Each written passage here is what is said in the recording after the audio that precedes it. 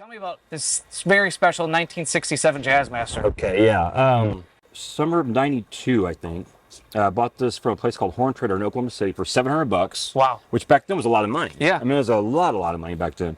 And I brought it home. I was very excited. You know, Jay Mascis, Dinosaur Jr. had one. The Sonic Youth people played it. You know, a lot of cool people played the Jazzmaster. I just liked it for many reasons. Bought it, had the original pickups. I left it at Wayne's a couple of weeks later. I come back to Wayne's house and he's put the hot rail in it.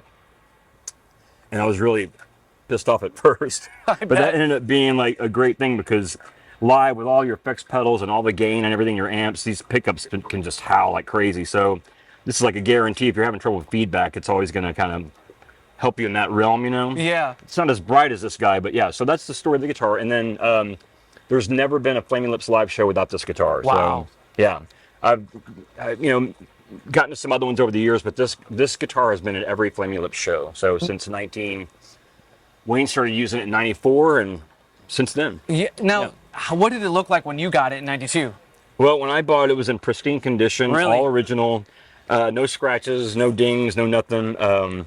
But that was a long time ago, so here we are, basically 31 years later. So, Other than the hot rails, is there anything that you or Wayne have done to the guitar other than natural wear and tear that is going on tour with you guys for so many years? right, yeah. So that was put in, and these were disengaged. None of these work. So Okay. tone here works for these two guys, Okay. but none of these buttons work. So, and that's if you know Jazzmasters, you know you can get more nuanced tone between Yeah, the two with the pickups and rhythm stuff. circuit. So we were just trying to kind of simplify it. So we didn't go as far as Courtney Love it, but we made it real basic. No, the Courtney Love guitar is like you just plug in. There's no tone. There's no nothing you can mess with. Yeah. So we didn't do that quite, but pretty close to it. So Do you ever use the neck pickup in I situations? switch back and forth all the time. Yeah. Oh, really? So, yeah, Okay. Yeah.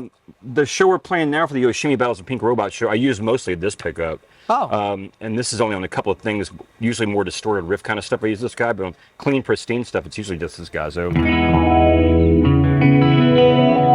actually, it's a combination of the two. So yeah. My amplifier situation is not very interesting. It's just a Roland JC40. So some people might sound a little, I don't know, sterile, but it works for me. So What do you dig about it? about the amp? Yeah.